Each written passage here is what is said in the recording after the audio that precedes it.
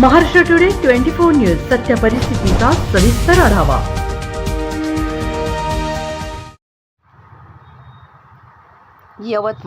यवतमाळ वाशिम लोकसभा मतदारसंघातील उमेदवार राजश्री हेमंत पाटील यांच्या प्रचारार्थ पुसद येथील शिवाजी विद्यालयाच्या प्रांगणात दुपारी 2 वाजता नितीन गडकरी यांच्या सभेचे आयोजन करण्यात आले होते। या सभेत सर्वांची भाषणे झाल्यानंतर नितीन गडकरी यांनी बोलण्यासाठी उभे राहिले। त्यांनी सुधाकरराव नाईक यांच्या आठवणी सांगत शेतकऱ्यांना शेती फायद्यात कशी आणायची याचे सल्ले दिले।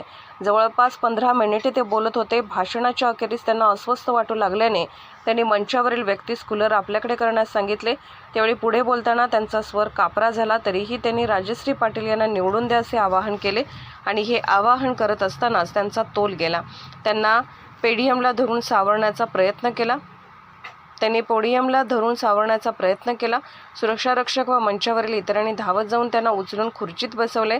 त्यानंतर गडकरी यांना तातडीने ग्रीन रूममध्ये नेण्यात येऊन डॉक्टरांना पाचारण करण्यात आले। आता त्यांची प्रकृती स्थिर असल्याचे आयोजकांनी सांगितले। विदर्भात उन्हाचा प्रचंड तडाखा आहे। पुसदमध्ये तुलनेने अधिक ऊन आहे। गडकरी यांची सभा भर उन्हात ठेवण्यात आली होती। त्यातही सभा विलंबाने सुरू झाली।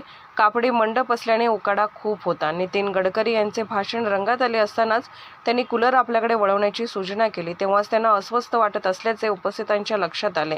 तेथून 2 मिनिटात ते बोलताना कोसळल्याने तारांबळ उडाले।